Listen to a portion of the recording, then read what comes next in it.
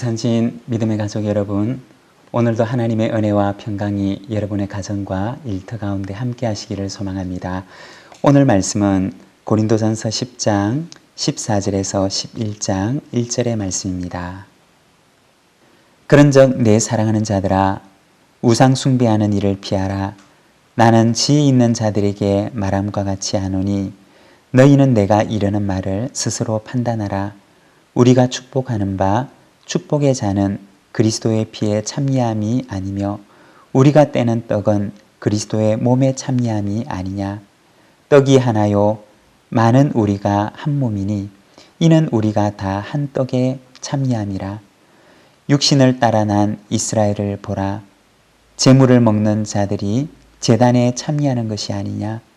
그런즉 내가 무엇을 말하느냐. 우상의 제물은 무엇이며 우상은 무엇이냐. 무릇 이방인이 제사하는 것은 귀신에게 하는 것이요 하나님께 제사하는 것이 아니니 나는 너희가 귀신과 교제하는 자가 되기를 원하지 아니하노라. 너희가 주의 잔과 귀신의 잔을 겸하여 마시지 못하고 주의 식탁과 귀신의 식탁에 겸하여 참여하지 못하리라. 그러면 우리가 주를 노여워하시게 하겠느냐. 우리가 주보다 강한 자냐. 모든 것이 가하나 모든 것이 유익한 것이 아니요 모든 것이 가하나 모든 것이 덕을 세우는 것이 아니니 누구든지 자기의 유익을 구하지 말고 남의 유익을 구하라. 무릇 시장에서 파는 것은 양심을 위하여 묻지 말고 먹으라. 이는 땅과 거기 충만한 것이 주의 것임이라. 불신자 중 누가 너희를 청할 때 너희가 가고자 하거든 너희 앞에 차려놓은 것이 무엇이든지 양심을 위하여 묻지 말고 먹으라. 누가 너희에게 이것이 제물이라 말하거든 알게 한 자와 그 양심을 위하여 먹지 말라. 내가 말한 양심은 너희의 것이 아니요 남의 것이니 어찌하여 내 자유가 남의 양심으로 말미암아 판단을 받으리요.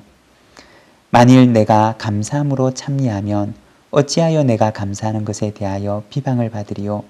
그런즉 너희가 먹든지 마시든지 무엇을 하든지 다 하나님의 영광을 위하여 하라. 유대인에게나 헬라인에게나 하나님의 교회에나 거치는 자가 되지 말고 나와 같이 모든 일에 모든 사람을 기쁘게 하여 자신의 유익을 구하지 아니하고 많은 사람의 유익을 구하여 그들로 구원을 받게 하라. 내가 그리스도를 본받는 자가 된 것 같이 너희는 나를 본받는 자가 되라. 아멘. 오늘 우리가 읽은 이 본문의 말씀을 보게 되면 우상의 제물에 참여하는 문제에 대해서 이야기를 하고 있습니다. 14절의 말씀입니다. 그런즉 내 사랑하는 자들아 우상 숭배하는 일을 피하라. 바울은 고린도 교회 성도들에게 권면합니다. 여러분, 우상을 숭배하는 일에서 피하십시오.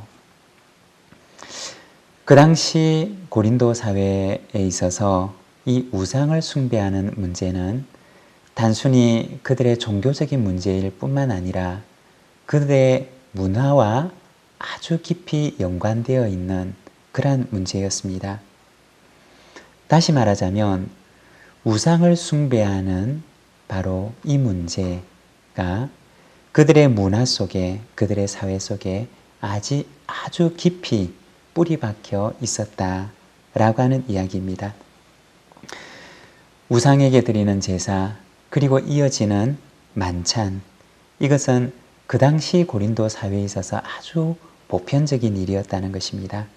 그리고 거기에서 그치는 것이 아니라 예전 그 당시의 사회적인 기록들을 보게 되면 이와 같은 만찬 이후에는 바로 음행, 그 당시 종교적인 그들이 가지고 있었던 그 이방 종교적인 제사와 함께 이어지는 그러한 성적인 음행까지 이어지고 있었던 것입니다.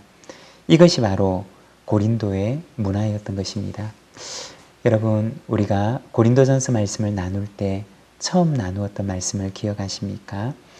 고린도 사람과 같다라고 하는 코린티아 조마이라고 하는 헬라어 단어는 도덕적으로 혹은 성적으로 문란하다 라고 하는 뜻의 단어가 되고 맙니다. 이것이 바로 고린도의 문화였던 것입니다. 바울은 고린도 교회 성도들에게 권면하기를 피하십시오 라고 권합니다. 그러한 종교에서, 그러한 문화에서 여러분은 피하십시오 라고 권면합니다. 그들의 종교를 넘어서서 그들의 문화가 되어버린 죄의 문화, 하나님께서 기뻐하시지 않는 문화로부터 여러분은 피하십시오 라고 권면을 합니다. 여러분, 오늘 우리에게는, 우리 사회에는 어떤 문화들이 있을까요? 하나님께서 기뻐하시지 않는, 그리고 우리 사회에 아주 깊이 뿌리를 내리고 있는 그러한 문화에는 어떤 것들이 있을까요? 고린도전서는 오늘 우리에게 권면합니다. 여러분, 하나님이 기뻐하시지 않는 문화라면 여러분 피하십시오 라고 권면합니다. 음주의 문화 혹은 성적인 문화, 그리고 지위를 이용한 억압적인, 위압적인 문화, 그리고 가끔 언론을 통해서 보도되는 갑질 문화, 직장에서 회식 자리나 술자리를 통해서 가끔 언론을 통해서 보면은 이어서 일어나는 성추행과 같은 일들을 우리는 보게 됩니다. 직장뿐만 아니라 우리의 젊은 그 대학생들에게도 신입생 환영회나 혹은 MT 이후에 이어지는 그러한 음주나 또는 성문화 같은 이야기들을 우리가 보게 됩니다. 우리가 피해야 할 세속 문화들 가운데는 어떤 것들이 있을까요? 하나님께서 기뻐하시지 않는 문화는 어떤 것들이 있을까요? 고린도전서를 통해서 바울은 고린도 교회 성도들에게 권면하기를 내 사랑하는 자들아 피하라고 말합니다. 여러분, 하나님께서 기뻐하시지 않는 문화라면 여러분 피하시기를 바랍니다. 그것과의 단절을 여러분 선포하시기를 바랍니다. 우리 그리스도인에게는 사명이 있습니다. 좋은 문화를 세워가야 할 사명이 있습니다. 그리스도의 문화, 예수 그리스도를 본받는 문화를 세워가야 할 사명이 우리들에게는 있습니다. 요즘 리더십 가운데 새로이 조명되고 부각되는 리더십이 있습니다. 바로 섬김의 리더십입니다. 세상의 리더십이 군림하는 리더십이었다면 요즘 다시 부각되는 리더십은 바로 섬김의 리더십입니다. 여러분, 누구의 리더십일까요? 바로 예수님의 리더십입니다. 예수님의 리더십, 성육신의 리더십. 오늘날 이 사회는 다시 예수 그리스도의 그 섬김을 필요로 한다는 것입니다. 우리 그리스도인에게는 바로 이와 같이 이 땅에 새로운 문화를 만들어 가야 할 사명이 있습니다. 예수 그리스도를 본받는 예수 그리스도의 문화를 이 땅에 세워가야 할 사명을 가지는 것입니다. 마트에서 혹은 시장에서, 가정에서, 이웃들과의 관계에서, 그리고 나의 일터에서 좋은 문화, 그리스도의 문화를 만들어 가시기를 바랍니다. 하나님께서는 오늘 이 땅을 살아가는 우리들에게 바로 하나님의 문화를 세워갈 그러한 사명을 우리들에게 주셨습니다. 23절과 24절입니다. 모든 것이 가하나 모든 것이 유익한 것은 아니요 모든 것이 가하나 모든 것이 덕을 세우는 것은 아니니 누구든지 자기의 유익을 구하지 말고 남의 유익을 구하라. 그리스도인은 어떻게 살아가야 하는가? 그리스도인의 삶의 원리에 대해서 말하는데 오늘 이 말씀을 보게 되면 자기의 유익을 구하지 말고 남의 유익을 구하라고 얘기합니다. 그리고 덕을 세우는 자가 되라고 말합니다.